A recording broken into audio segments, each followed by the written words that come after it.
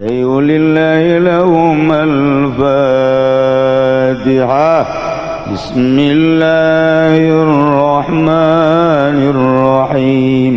Alhamdulillahi rabbil alamin. Ar-Rahmanir-Rahim. Maliki yaumiddin. Kula masuk inget ka dongeng baheula di zaman gitu di India zaman tabiin. Aya seorang pemimpin India Islam. Harita keur carita poho ngaranna. Nyana nyieun lukisan. Gede jeung bagus. Lukisanana gandrung kan di India mah gandrung tanggal gandrung. Lukisan tangkal gandrung nu gandrungna keur mejeuna buahan. Didinya aya manuk enclak di buah gandrung, kemudian bari macok kitu ta lukisanana. Wah, indah jasa, bagus jasa jeung gede, tempelkeun di hareupeun istana raja. Ku abeh punggawa-punggawa mun kieu ari mah bangzab. Itu kerabat-kerabat kerjaan waya di istana ningali jeung supaya itu mengomentari wabeh komentarna nu mistek bagus hebat memang bener bagus. Kuari diundang di kalangan tokoh masyarakat geus giliran pejabat ngabaguskeun kabeh tokoh masyarakat konglomerat kabeh diundang supaya neuleuh lukisan tersebut.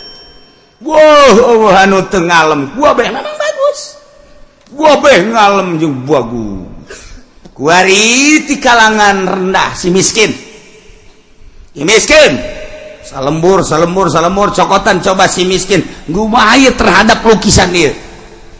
Begitu nolo si miskin mah tu ngaranna ge miskin ieu jeung bodoh pan. Atuh teu bisa ngadilai nya. Ngan aya salah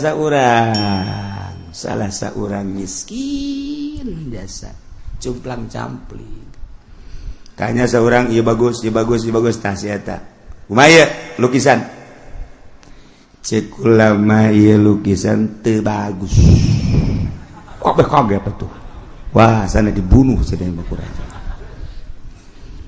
teu bagus sakeuna ieu lukisan bahkan salah panggil ku raja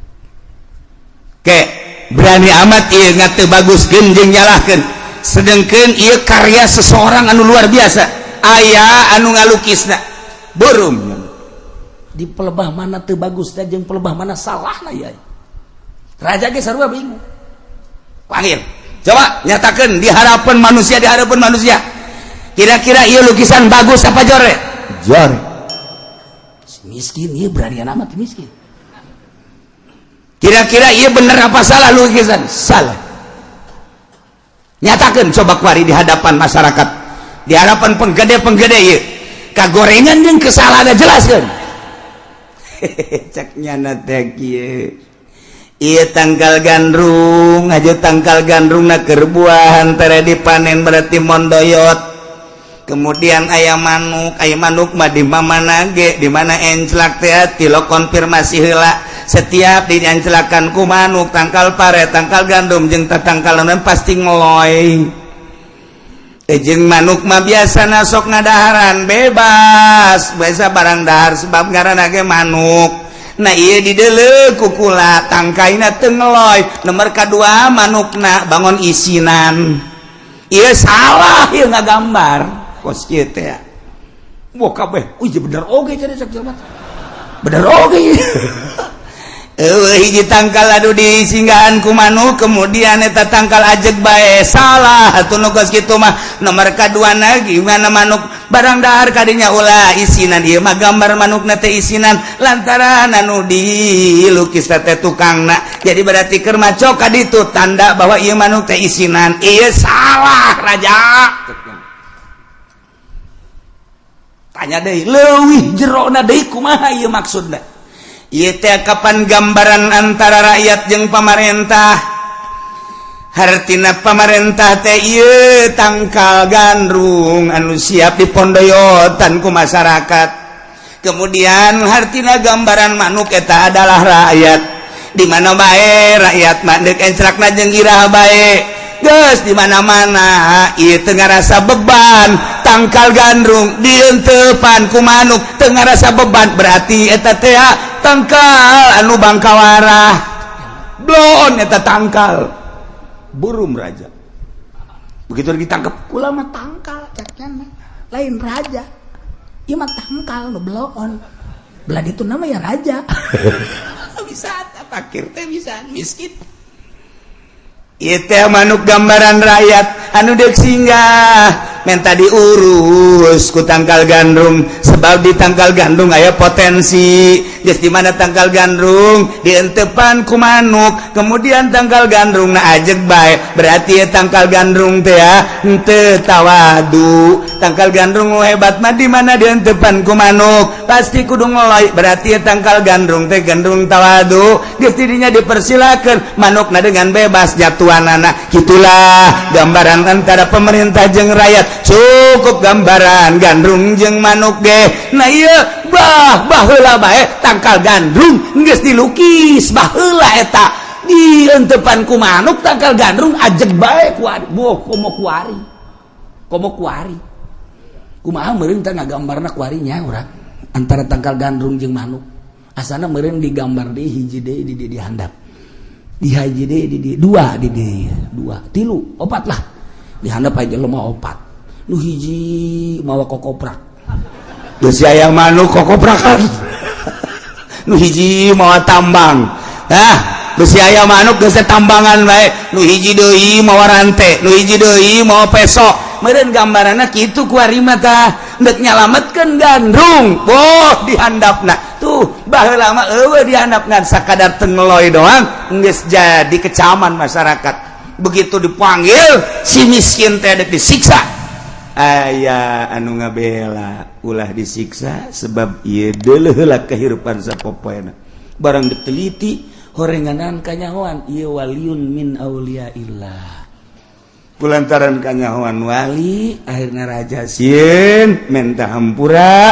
maka ieu lukisan diganti ku warima setelah raja nak menta hampura dididik ku eta wali kuari eta dibelem lukisan nyieun deui ku lukisan anyar masyaallah tangkal gandrung dientepan ku manuk nu entep di dieu lain hiji anu endek entep ge aya deui nu endek entep di dieu loba jasa manuk tangkal gandrung nang ngeloy bari jeung loba na eta tanda bahwa siaplah pemerintah endek mere dahar ka rakyat berurusan rakyat bari aya dina katawaduan urang mah lamun neuleuh lukisan teh salukis-lukis da bae urang lembur mah teu nyaho maknana lamun lukisan aya nu hargana 1 miliar lamun lukisan nu hargana teh 10 miliar lamun lukisan aya nu hargana teh 100 miliar urang mah paling ge jebi nanaonan sebab naon do urang mah teu nyaho lukisan naon maknana naon lamun abstrak kumaha mana abstrak mah geus teu paham urang lamun nya ningali lukisan-lukisan sufi ti Turki ti Baghdad maka harti ku kabehan ge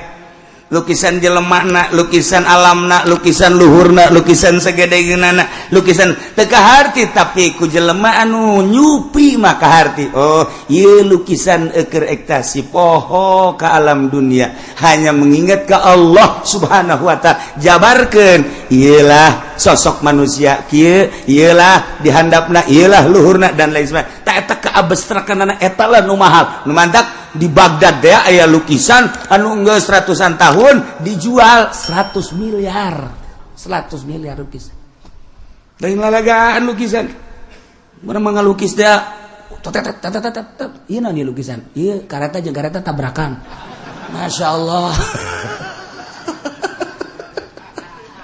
guys jeung deui balikeun deui ieu lukisan naon ieu ieu mah jelema heeh pan ieu beteungna gede ieu beteungna gede nu ngagedean beteung sa tah ieu ieu oh berarti ieu mah jinah tang bisa urang beteung gede dilukis gendut burung gau bapak urang lukisan teh kos sekarang itu bah Masya Allah nah iyalah kubang kawarahna umat-umat nu baheura mempertahankan kakufuran sanajan Allah ngutus nabi ngutus rasul mawa mukjizat kadeuleu kunyana mukjizatna tapi teu percaya atuh di zaman Kangjeng Nabi urang ge urang onam kuari teu ningali teu hadiran mukjizat Kangjeng kapan Abu Jahal mah ningali kehadiran mukjizat Kangjeng Nabi nyahoeun lamun dicurug Kangjeng Nabi keluar cai nyahoeun lamun ketika Kangjeng Nabi keluar jelema harareas nyahoeun lamun bulan di hareupeun ku Abu Jahal turun ka handap beulah nu hiji asup ka dieu nu hiji asup ka dieu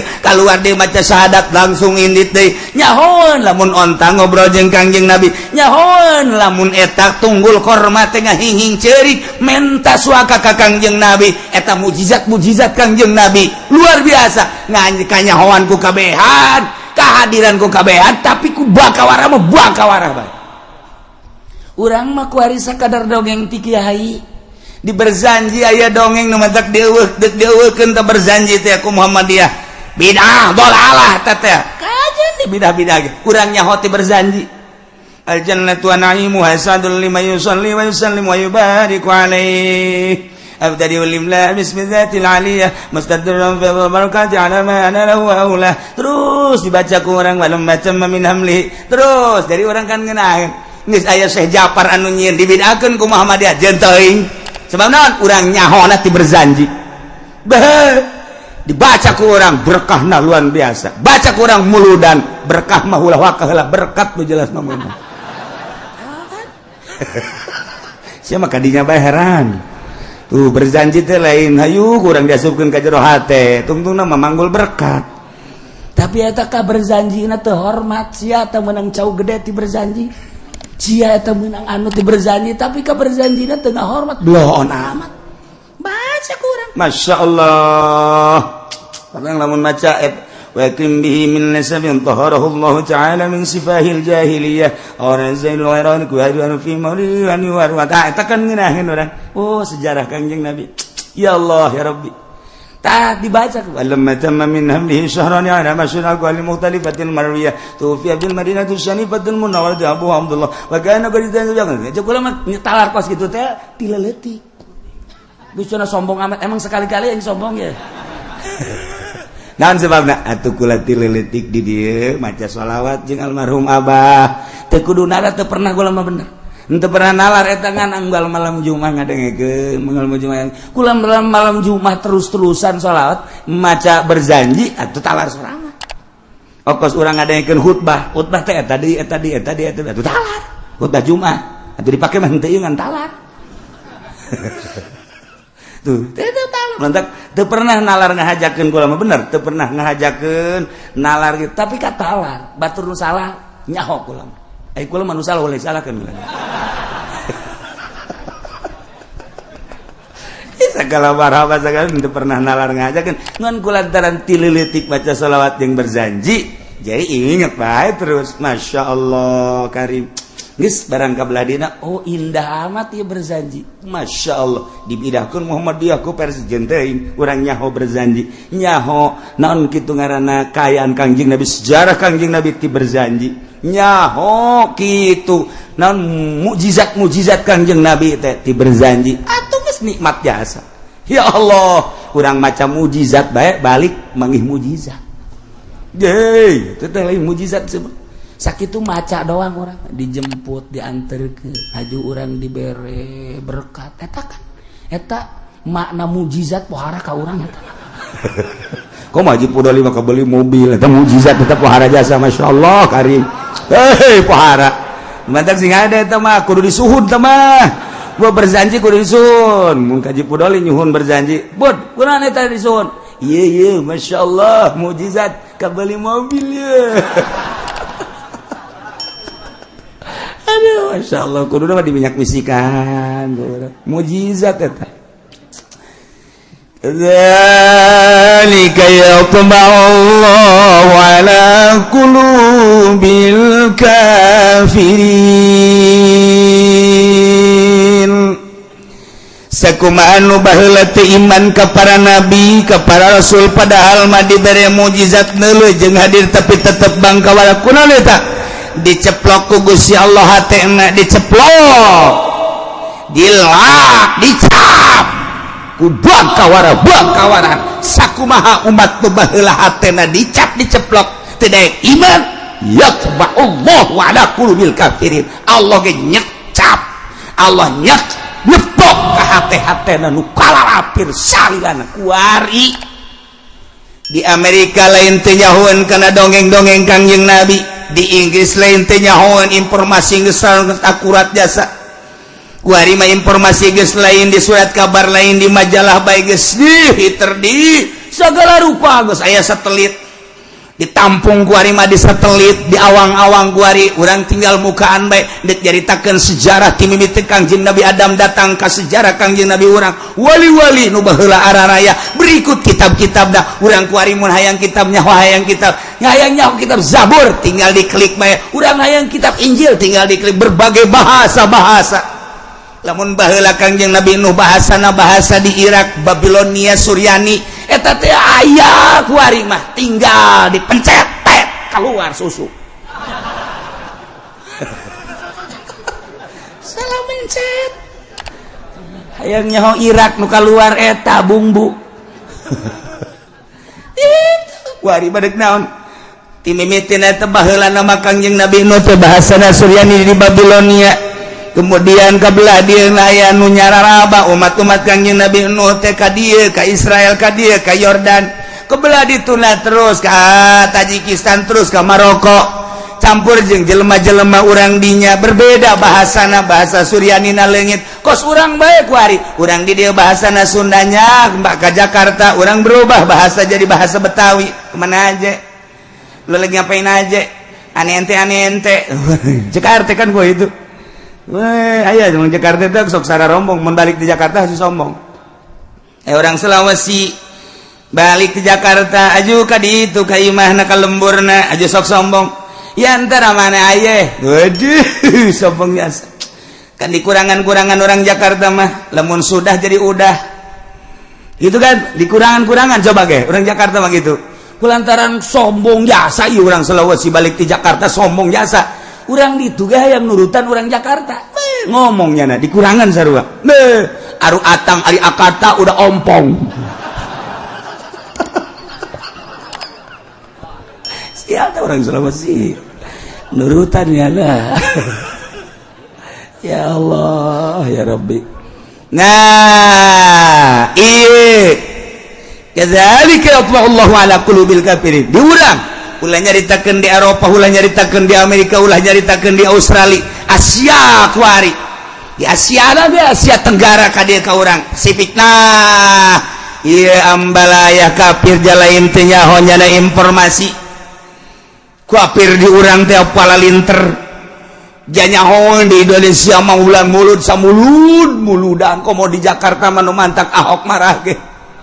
Ulah nyaritakeun Muhammad cakna marahnya na muludan rajaban orang mah dimarahan dia terus bae sebab eta mah dipake ka cinta ku urang dibidah-bidah terus bae diharam-haram kajeun kunaon eta meluapkan rasa cinta urang ka Kangjeng Nabi urang Kangjeng Nabi Muhammad sallallahu alaihi wasallam makin dibidahkeun makin gede-gede begitu aya Muhammadiyah ngabidahkeun di dinya aya jawara tukang ngadu kotok mabok dinyana aya ngadu kotok aya judi aya begitu ngadenge dibidahkeun saha nu ngabidahkeunana tandingna aing budak muludan kotok aing peucit ku sia hebat jawara kan beres kana mujid kotok wah muludan amprekan lantaran jawara nu ngayakeun wah luar biasa beres muludan beli kotok deui enggak saya mah muludan doang cek ngana ngadu kotok deh kotrek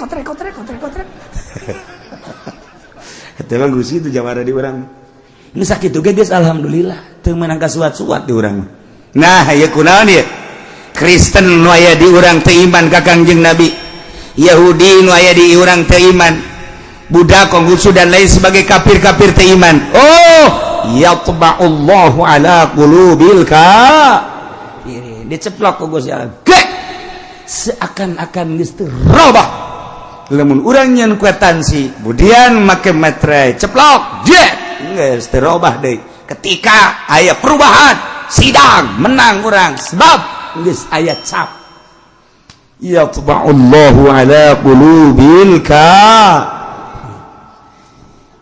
mentak urang mah teu kazamanan Kangjeng Nabi tapi urang iman ka Kangjeng Nabi beuh ieu mahal jasa seakan-akan urang mah kuari geus aya di surga Firdaus padahal mati kezamanan para sahabat para tabi'in teu pernah ningali kana mukjizat Kangjeng Nabi, teu pernah ngahadiran mukjizat Kangjeng Nabi, hanya dongeng-dongeng ti kiai nyaaritakeun mukjizat, tapi nyulusup ka jero hate urang iman ka Kangjeng Nabi. Sanggeus teh iman urang terus tuturuti ka Kangjeng Nabi sabisa-bisa urang, eta teh urang seakan geus aya di surga Allah. Masya Allah, demantak orang muludan keur aya di sorga, sebab nyaritakeun ahli sorga. Teu pernah urang teh karambanang kabarengan urang kazamanan ka Tuan Abdul Qadir, tetapi caritaan-caritaan jeung elmuna aya, urang cinta ka wali Allah lantaran Gusti Allah ngajelaskeun dina Al-Qur'an, ala inna auliya Allah la khaufun alaihim wa lahum yahzanun. Jeung hadis-hadis Kangjeng Nabi nyaritakeun tentang wali, nyulusup ka jero hate urang, komo nyaritakeun karomah-karomah para aulia Allah. Urang cinta teu kabendung ku urang. Di bidah-bidah Wahabi mah apa itu? Nggak bidah-bidahnya mah kahaul-haul Tuan Syekh kahaul-haul bangsa kajen teuing. Hanya urang nu nyaho, hanya urang nu ngarasakeun kacinta urang ka wali Allah. Geus bae urang mah sakitu bae di bidah-bidah sok ke di akhirat balap sia jeung aing. Sakitu bae. Ulah hese-hese sia ngabidahkeun. Sia aing bae dek cinta ka wali aing. Titik geus sakitu. Teu cenah beusi ka neraka, aing ge beusi sia ka neraka bego. Sia ngabeusi-beusi ka aing mah lain ngabeusi-beusi deui ka sia. Leuwih ti beusi aing mah.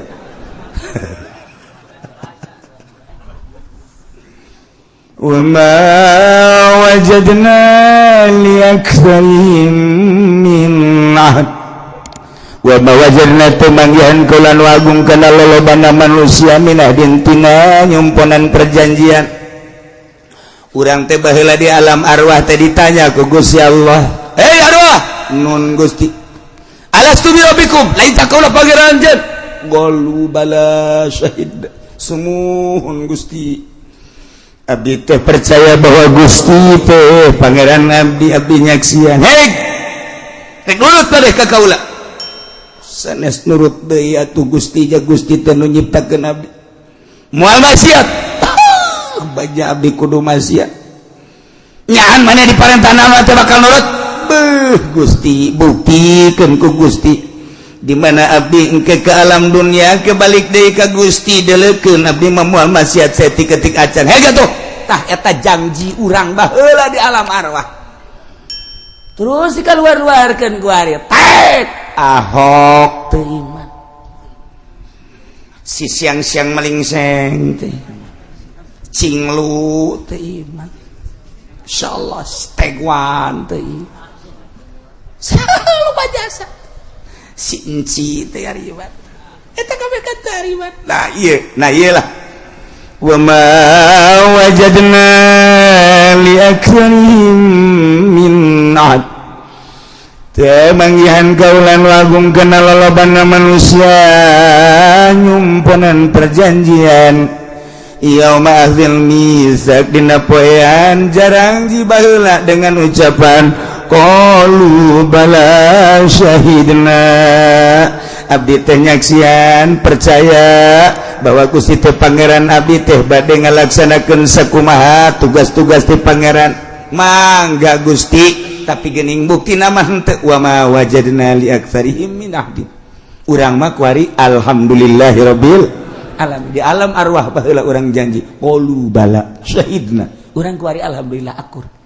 Cek Allah Islam inna dina indallahil Islam. Salat alhamdulillah sanajan subuh jam 7 Allah madini tetep kodoan malaikat ge wah si mah kodo deui ka jeung kuku mah ge masalah geus lah.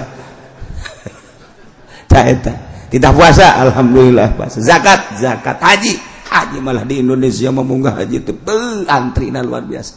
Sadunia paling antusias haji Indonesia. Pakistan ini 2 Indonesia pohara jasa datang ke kuari duit sabaraha triliun beureun lantaran nungguan anak urang kuari ti 5 tahun 7 tahun 10 tahun 15 tahun 20 tahun 23 tahun beuleuh lalagaan. Berarti antusias jasa kan pohara geus kajian Pak Haji aing geus daftar wah masalah geus cenah teh. Wasalat. Eta kan sangat antusias. Berarti kan nek ngabuktikeun qalu bala syahidna. mantap iya nu mantap darek ngaji ka dieu kunaon baheula janji abdi bade percaya ka Gusti tur abdi bade ngalaksanakeun aturan-aturan Gusti abdi bade ngalaksanakeun aturan Gusti teh kulantaran kudu nyaho abdi teh hayang nyaho mantap ngaji ka dieu tah ieu teh urang kuari keur di sorga ieu ngan manya di sorga aya tukang wuduk sagala aduh Gusti mujarab tukang uduk tukang sate sorga kos gitu amat sih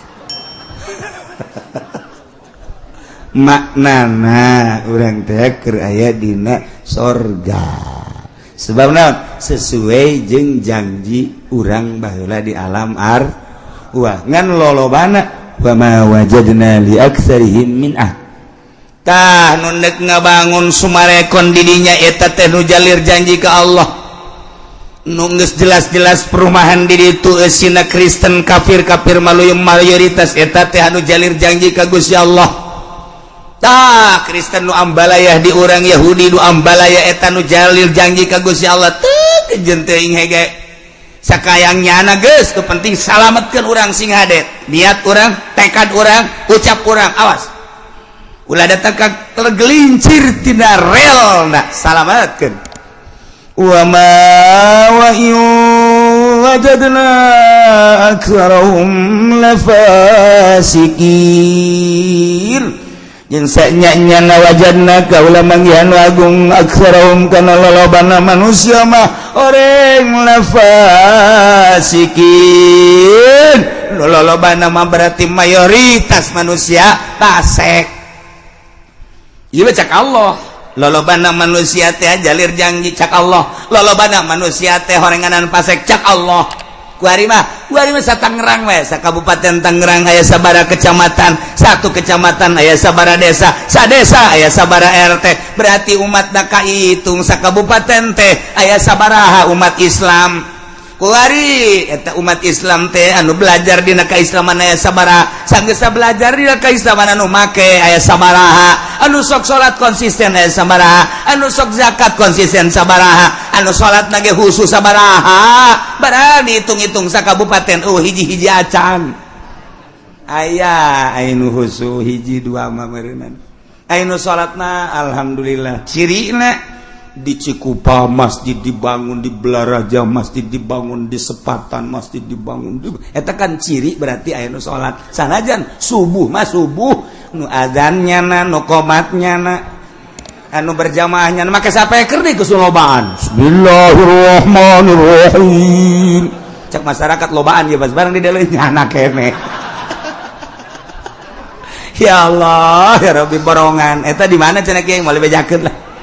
Itu bae pokona mata Gusti Allah horeng bener ieu wa wajadna aktsarahum lafasikin urang mah ulah kasupkeun ka ayat ieu urang nu kaluar tina ayat ieu lamun Allah ngajelaskeun lolobana jelema jalir janji urang mah ulah mun lolobana manusia adalah fasik urang mah ulah mudah-mudahan urang ditetepkeun iman Islam dikuatkan iman Islam sehingga iman Islam orang kabawa maut di akhirat orang disalamatkan ku Gusti Allah diiringkeun bareng jeung para ahli-ahli Allah Subhanahu wa taala bi barakati umil Quran Al-Fatihah.